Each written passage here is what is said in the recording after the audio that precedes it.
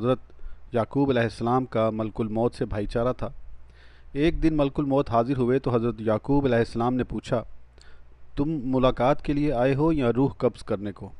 اسرائیل نے کہا، صرف ملاقات کے لیے آیا ہوں۔ آپ نے فرمایا، مجھے ایک بات کہنی ہے۔ ملک الموت بولے، کہیے کون سی بات ہے؟